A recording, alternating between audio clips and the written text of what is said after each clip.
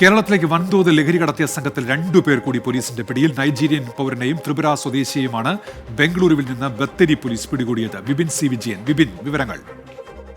ഉന്മേഷ്, ലഹരിക്കണ്ണികളെ പിന്തുടർന്ന് പിടികൂടുകയാണ് വയനാട് പോലീസ്.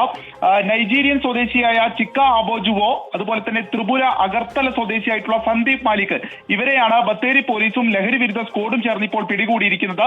ഇരുവരും ബാംഗ്ലൂരിലെ മൊത്ത വ്യാപാര സംഘത്തിൽപ്പെട്ടവരാണ്. ബാംഗ്ലൂരിൽ ഇവർ താമസിക്കുന്ന ഫ്ളാറ്റിൽ നിന്നാണ് പിടികൂടിയിരിക്കുന്നത്.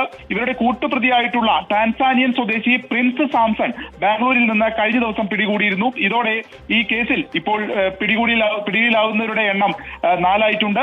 ഒപ്പം തന്നെ കഴിഞ്ഞ കുറച്ച് 2025 ഫെബ്രുവരി 24 മുത്തങ്ങ ചെക്ക് പോസ്റ്റിൽ നടത്തിയ വാഹന പരിശോധനയിൽ ഒരു 93 ഗ്രാം MDMA പിടികൂടിയിരുന്നു. ഇത് മലപ്പുറം സ്വദേശി ഷഫീഖാണ് കൊണ്ടുവന്നത്. ഈ ഷഫീഖിനെ എവിടെ നിന്ന് MDMA ലഭിക്കുന്നു, ലഹരി കിട്ടുന്നു എന്നുള്ള അന്വേഷണമാണ് ഇപ്പോൾ ഈ വലിയ സംഘത്തെ തന്നെ പിടികൂടാൻ സഹായിച്ചിരിക്കുന്നത്. 4 പേർ ഇപ്പോൾ അറസ്റ്റിലായിരിക്കുന്നു. ഉന്മേഷ്. ശരി, വിപിൻ സി വിജയനാണ് വിവരങ്ങൾ നൽകിയത്.